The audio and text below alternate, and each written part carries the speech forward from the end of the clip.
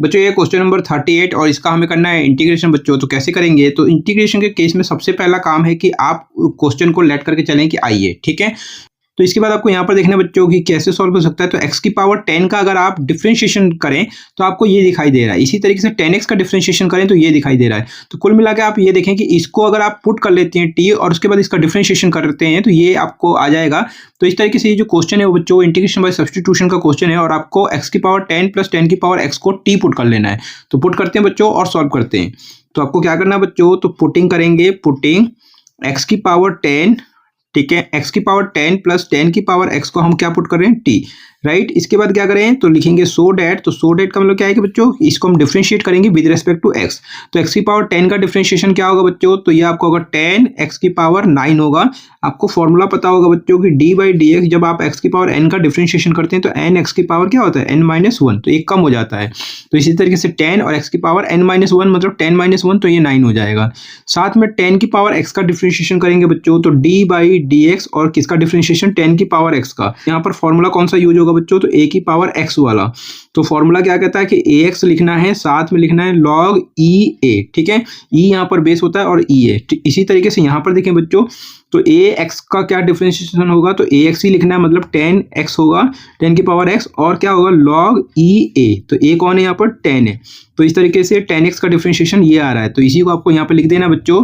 तो क्या होगा? 10 की पावर x और क्या होगा? log e 10 होगा बच्चों, और t का डिफरेंशिएशन करेंगे x के रेस्पेक्ट में तो क्या होगा? dt बाई dx हो जाएगा, ठीक है।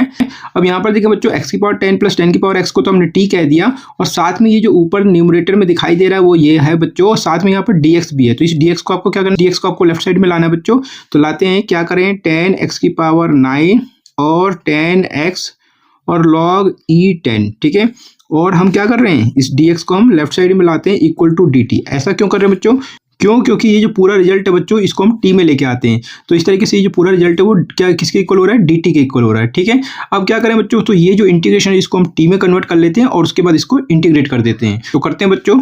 तो आपको क्या करना है? नाउ करके लिखना है, और i, तो i किसके इक्वल होगा बच्चों? तो ये जरा देखें, तो ये जो पूरा था ये किसके इक्वल था? dt है। तो इसकी जगह आपको क्या लिख लेना है? ऊपर तो ये न्यूमरेटर में dt होगा, और अपॉन में ये आपका क्या था? x की पावर 10 प्लस 10 की पावर x को आपने क्या कहा? t कहा। तो ये आपका हो जाएगा t, ठीक है, राइट। अब इस तरीके से ये जो इंटीग्रेशन वो t में ऐसे कन्वर्ट हो जाता है बच्चों। अब इसको क्या करना है? आपको सही से करके लिख लेना। सही से का मतलब कि 1/t लिख लीजिए और dt को कर दीजिए साइड में, ठीक है।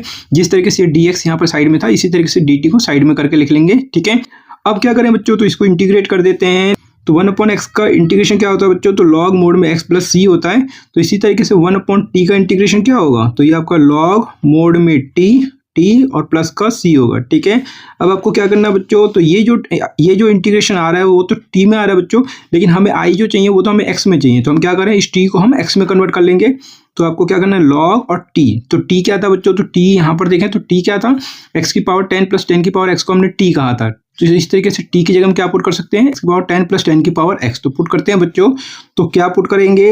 x की पावर 10 और 10 की पावर x, ठीक है, ये पुट कर देंगे, और प्लस का c, और इस तरीके से i जो है वो x के फॉर्म में ये आ जाएगा बच्चों। अब ये हो जाएगा बच्चों इसका आंसर, और ये देखेंगे कि कौन से ऑप्शन में आपको दिखाई दे रहा है। तो ऑप्शन डी में ये आपको दिखाई दे रहा है। तो इस तरीके से ऑप्शन डी जो होगा वो करेक्ट आंसर हो जाएगा बच्चों। तो उम्मीद करता हूँ बच्चों अच्छे से समझ में आ गया होगा। अच्छे से समझ में आ गया तो वीडियो को लाइक करना मत भूलना। चैनल पहली बार आए तो प्लीज चैनल को सब्सक्राइब जरूर कर लेना। मिलते हैं नेक्स्ट वीडियो में। अपने वीडियो को वॉच किया इसके लिए आप सभी का बहुत बहुत धन्यवाद बच्चों।